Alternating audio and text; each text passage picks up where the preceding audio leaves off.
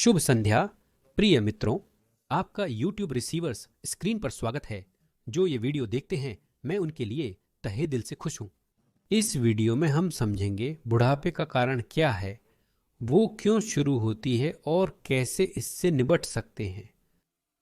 कैसे हम पूरी तरह से बीमा और पेंशन की संचित राशि प्राप्त कर सकते हैं, क्योंकि हम उन्हें जीवन भर भुगतान करते हैं, उन्हें भुगतान करते हैं और वापस भी उसे लेना चाहते हैं। दोस्तों, वे मांसपेशियां जिनसे बुढ़ापा शुरू होता है उन्हें आदर्श स्थिति में बनाए रखना चाहिए, क्योंकि उन पर हमारे स्वास्थ्य की स्थिति और हमारी अनंत युवा अवस्था निर्भर करती है। तो दोस्तों, नीचे से ऊपर की ओर चढ़ना शुरू करें। पहली है क्राउन मांसपेशी, पहले गिन लेते हैं। दूसरी है बेरी मांसपेशी, तीसरी मांसपेशी पैर उठाती है। चौथी है पेक्टोरल क्लाविकले, ऑक्यूलर मांसपेशी और गर्दन के विस्तारक को एक समूह के रूप में लेंगे।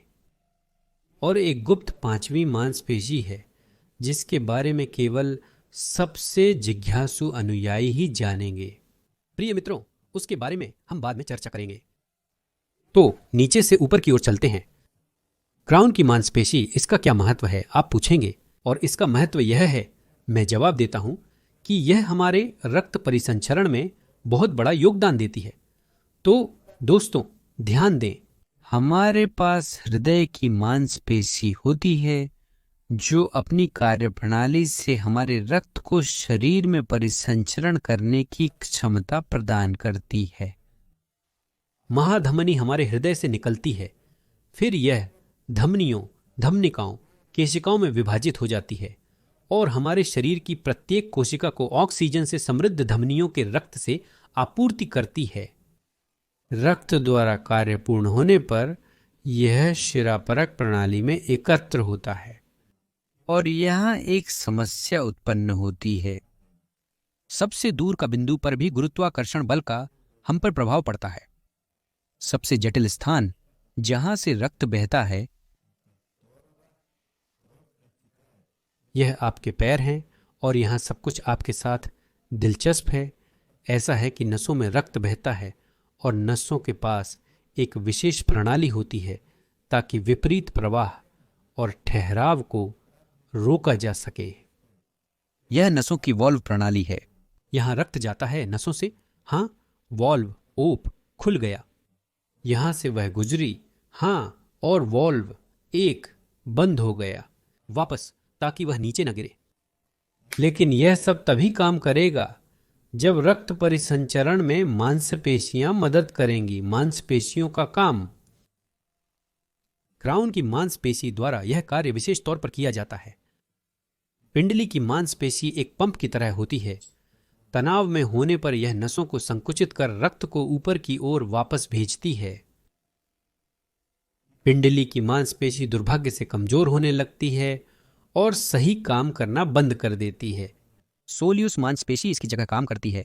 यह शरीर की आंतरिक परत में स्थित होती है। इसके नीचे उंगलियों के मोड़ने वाले होते हैं।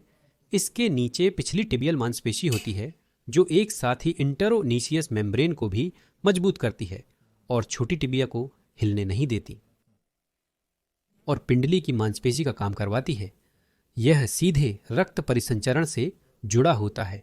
अगर हमारे पास पिंडली की मांसपेशी की कमजोरी के परिणाम स्वरूप शिराओं के प्रवाह में गड़बड़ी होती है तो सबसे हानिरहित चीज है, यह वेरिकोज बीमारी है जो इंतजार कर रही है, क्योंकि रक्त अब पूरी तरह से ऊपर की ओर शिराओं के माध्यम से नहीं जा सकता है, क्योंकि चलने पर पिंडली की मांसपेशी का भार अधिक गहरी मांसपेशियों पर स्थानांतरित हो जाता है।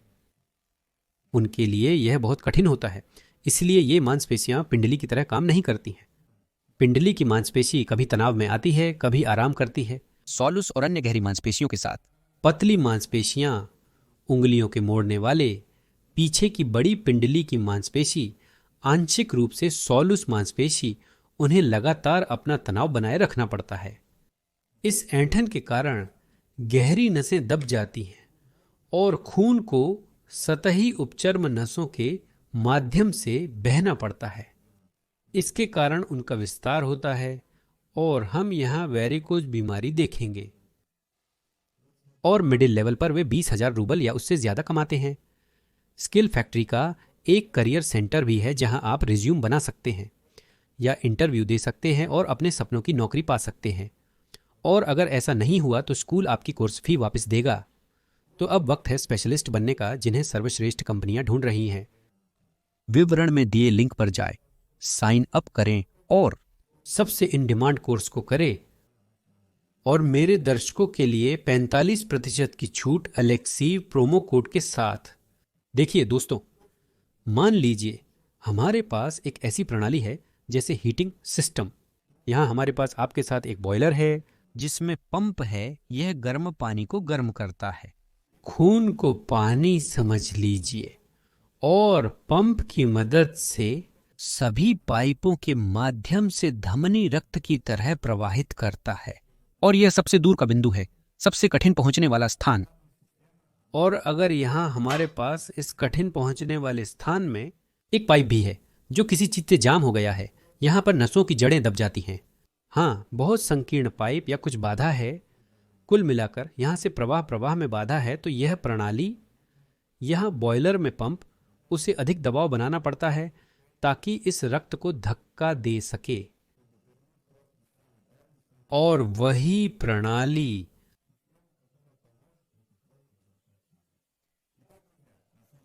हमारे शरीर में होती है। तो खून को सबसे दूर के बिंदु से वापस लाने के लिए यहां दबाव बढ़ाना पड़ता है। इसलिए यह हाइपरटेंशन के कारणों में से एक है। यह प्रणाली में दबाव बढ़ने के कारणों में से एक है, ताकि खून को सबसे दूर, सबसे सुलभ बिंदु से वापस लाया जा सके, क्योंकि वह प्रणाली काम नहीं कर रही है जो इस खून को वापस लाती है। तो दोस्तों, हमने पिंडली की मांसपेशी के महत्व को समझा। आगे बढ़ते हैं। नितंब की मांसपेशी, ग्लूटियल मांसपेशी सिर्फ आपकी सुंदरता या कठोर कुर्सियों पर आराम से बैठने के लिए नहीं है। यह निम्नलिखित मामलों में भी बहुत महत्वपूर्ण है। पहले, यह पेल्विस की सही स्थिति व मुद्रा को बनाए रखता है। जब यह कमजोर होता है तो पेल्विस यहां हमारे साथ घूमता है, यह स्थिर नहीं रहता। कमजोर ग्लूटियल मांसपेशियों के कारण चलते समय कमर की चौकोर मांसपेशी पर अधिक दबाव पड़ता है। इनके कमजोर होने की वजह से चलते वक्त दबाव स्थानांतरित होता है। हर कदम पर ऐसी क्रिया होती है। यह इंटरवर्टेब्रल छिद्रों के संकुचन का कारण बनती है। यहां पर नसों की जड़ें दब जाती हैं।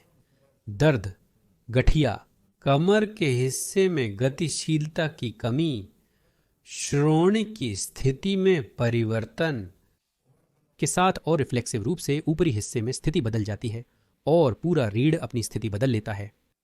यह एक तरह से स्पष्ट कारण है, लेकिन ग्लूटियल मांसपेशी की एक और भी महत्वपूर्ण भूमिका है। ग्लूटियल मांसपेशी के नीचे सायटिक नस के अलावा जो भी अगर किसी तरह से पिरिफॉर्मिस मांसपेशी के संकुचन से उत्तेजित होती है, दर्द उत्पन्न होता है।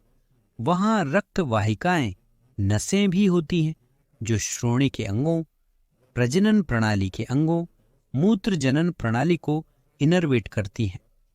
खराब ग्लूटियल मांसपेशी के कारण श्रोणि में शिरापरक और लस्सी का ठहराव उत्पन्न होता है, जो प्रजनन प्रणाली से संबंधित विकारों का कारण बनता है। चाहे वह पुरुष हो या महिला, आपको अच्छी ग्लूटियल मांसपेशी चाहिए, केवल प्रजनन के लिए, साथी को आकर्षित करने के लिए ही नहीं, बल्कि यह सुनिश्चित करने के लिए भी कि आपके प्रजनन अंग घड़ी की तरह काम करें। ऊपर बढ़ते हुए गर्दन की मांसपेशियां मिलती हैं।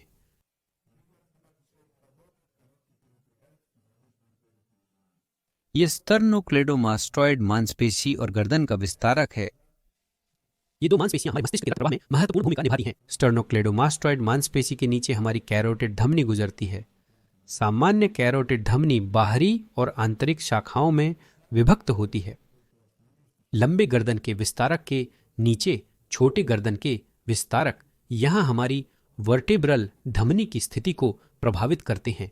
लंबे गर्दन के विस्तारक काम नहीं करते, छोटे अधिक तनाव में होकर वर्टेब्रल धमनी को दबाते हैं। पहली कशेरू का एटलस लगभग 5-6 साल पहले बहुत लोकप्रिय थी। एटलस को जगह पर रखने के लिए विभिन्न धोखेबाज आते थे ताकि आपकी सभी बीमारियां ठीक हो जाएं, लेकिन एटलस को जगह पर नहीं रखना चाहिए। अगर एटलस आपकी जगह पर होगा तो कुछ अच्छा नहीं होगा। आप सिर नहीं घुमा पाएंगे, खुद नहीं हिल पाएंगे। यह हिलना चाहिए। एटलस को गतिशील होना चाहिए, यानी कशेरुका को उन दिशाओं में हिलना चाहिए जिनके लिए संरचना बनाई गई है। इसके लिए लंबे और छोटे गर्दन के विस्तारक अच्छी स्थिति में होने चाहिए। इसकी गति को कुछ भी नहीं रोकना चाहिए, न रीढ़ की धमनियां और न ही ग्रीवा तंत्रिका। अगर पीछे की मांसपेशियां ठीक से काम नहीं करती हैं, जैसे कि लंबे और छोटे गर्दन के विस्तारक, तो चक्कर आना, संतुलन की समस्या, सिरदर्द, चक्कर आना, सुनने की कमी, समन्वय में गड़बड़ी हो सकती है। मैं दोबारा कहूंगा, चक्कर आना। स्टर्नोक्लीडोमास्टोइड मांसपेशी के नीचे कैरोटिड धमनी होती है, ये आप भी जानते हैं। इसका अर्थ यह कि इस मांसपेशी के कमजोर होने पर हमेशा नींद आएगी। इसका मतलब है कि यह निद्रा धमनी की स्थिति को प्रभावित करता है। निद्रा धमनी, आप जानते हैं इसे ऐसा क्यों कहा जाता है? अगर इसे दबाया जाए तो नींद आती है, और अगर इसे लंबे समय तक दबाया जाए तो सब कुछ, इस्केमिक स्ट्रोक, हेमोरेजिक, वहां रक्तवाहिका फट सकती है। इसलिए गर्दन की मांसपेशियों की स्थिति सबसे पहले हमारे मस्तिष्क की स्थिति पर प्रभाव डालती है।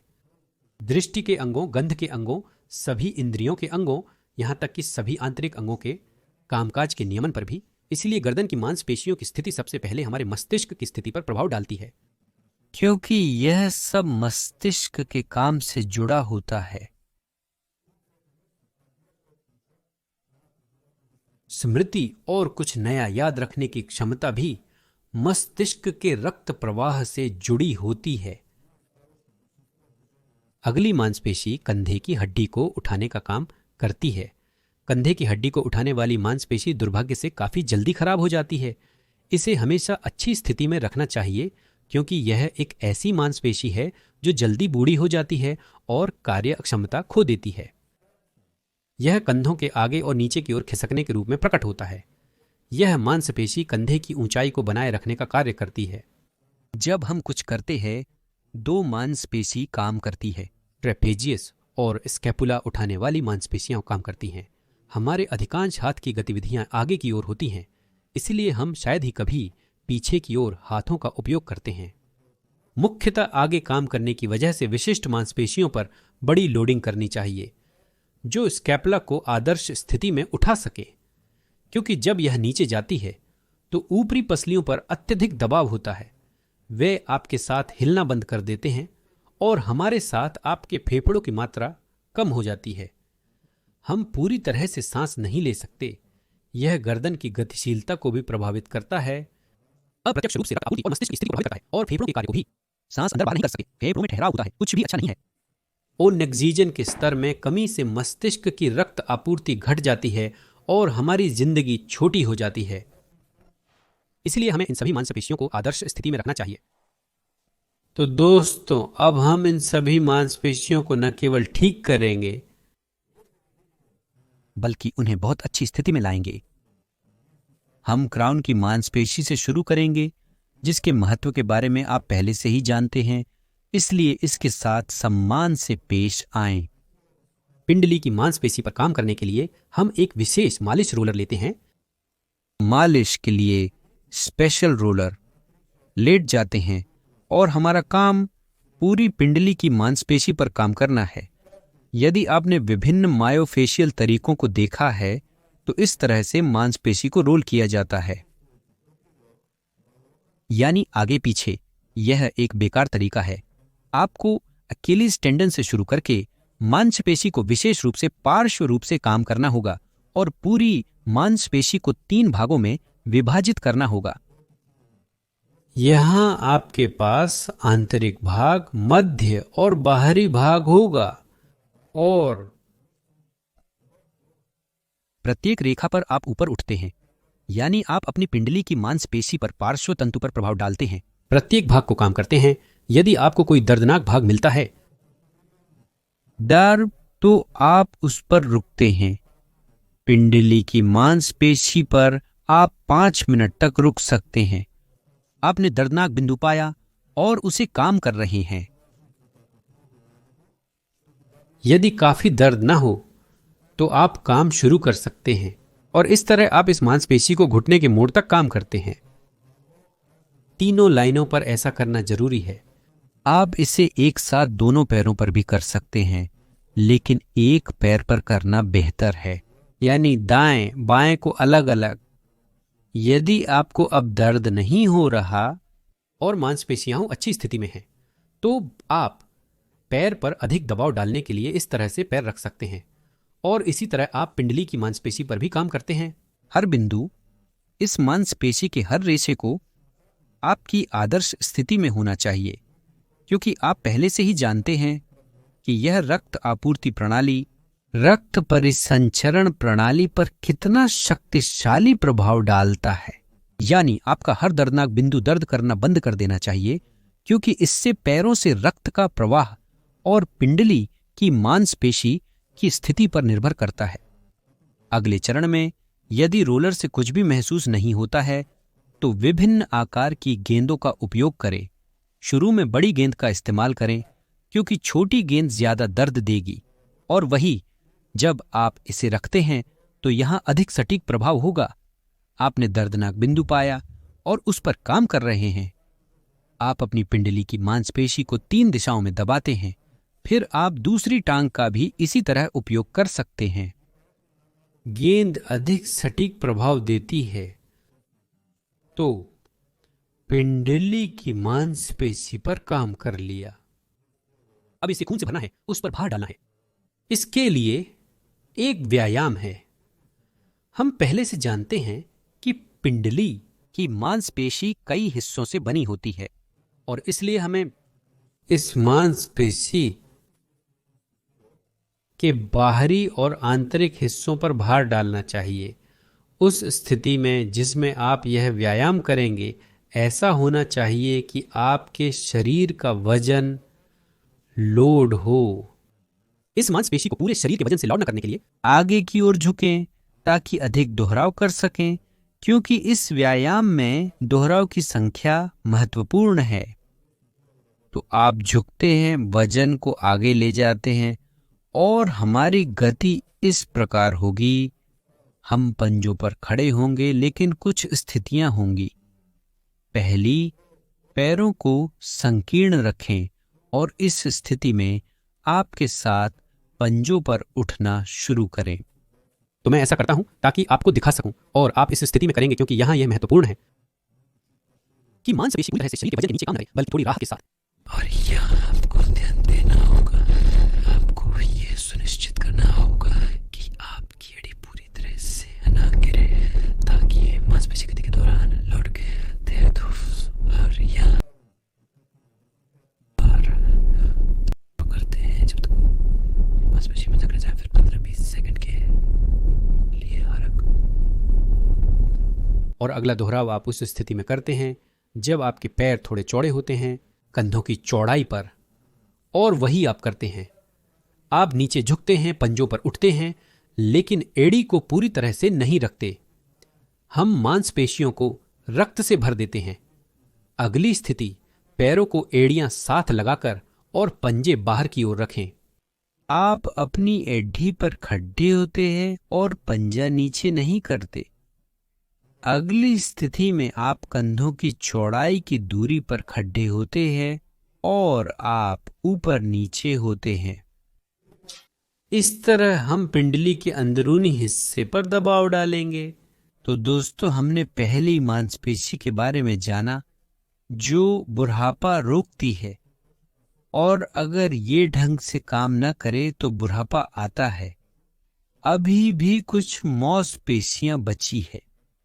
मैंने इस जानकारी पर एक पूरा कॉम्प्लेक्स तैयार किया है जो विवरण में है।